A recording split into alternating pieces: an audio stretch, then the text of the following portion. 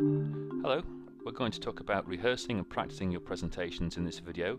We'll spend some time talking about why you should do it, and then we'll talk about some techniques for actually doing the rehearsal itself. Okay, so starting with why, here we go.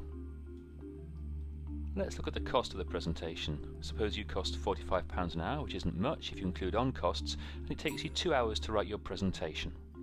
You cost £90 just to get it ready, and then there are other people that come to presentation. Your peers, say, maybe 10 of them, that's £450 worth of time.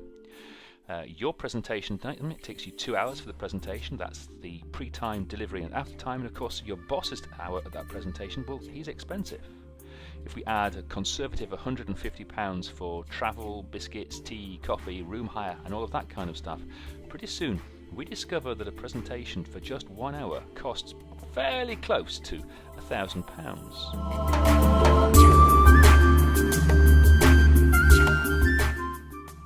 So right there is why you should rehearse. If you rehearse for an extra hour, that's an extra 90 quid, but 90 quid in the face of 1,000 is peanuts.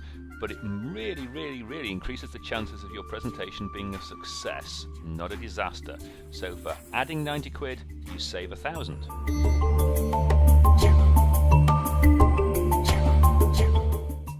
So how do other performers handle it?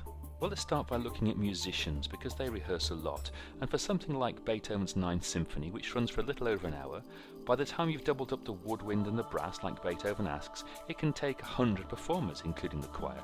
That's a very expensive performance. But musicians rehearse in a very specific way. What they don't do is just play things through again and again and again. What they do is play it through once to find the bits that are difficult, and then play that through much more slowly until they've got it right.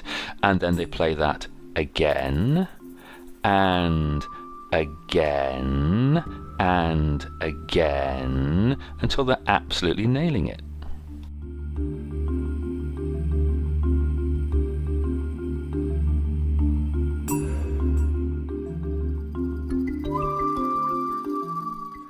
That brings us, of course, to the question of what you should practice. In my experience, these are the kinds of things that can go wrong. Even something as simple as picking up a prop can cause you a bit of a problem if, for example, you pick it up upside down and things drop onto the table. You'll be able to figure out exactly what it is that you need to practice from just going through your presentation once and finding out what didn't work. So in our £90 worth of extra invested time, what else are we going to do? Well, a really handy trick is to try and rehearse, if you at all can, in the venue that you're going to be performing in.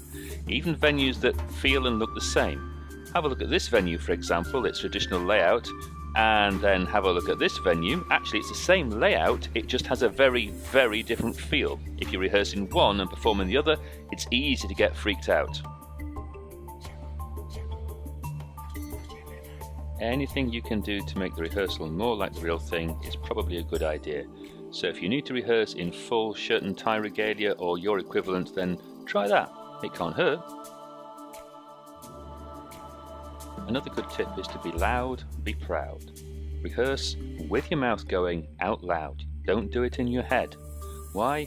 Because according to this piece of research at Colorado State University, we speak somewhere around 125 words per minute, but we think at somewhere around 400 words per minute. What that means for your audience is that what you think takes this long to say actually takes this long to say.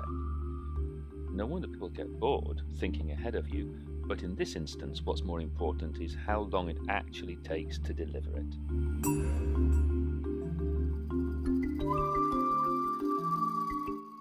There's another good reason for practicing out loud too. Do you remember we said that you should rehearse the bits that don't work? Well, the thing is about rehearsing in your head is that you never ever make a mistake. You never mistake words, you never fall over them or mispronounce them. The only way to find out which bits you need to rehearse is actually try to do it, because making a presentation is a very physical thing. In other words, the only way to find out which bits you can't say is to try and say them. Okay, I have a shed load of things to say more about practicing and rehearsing, but this video's just hit the 5-minute mark, so for now, let's call it quits. Take care, have fun, stay safe, see you soon.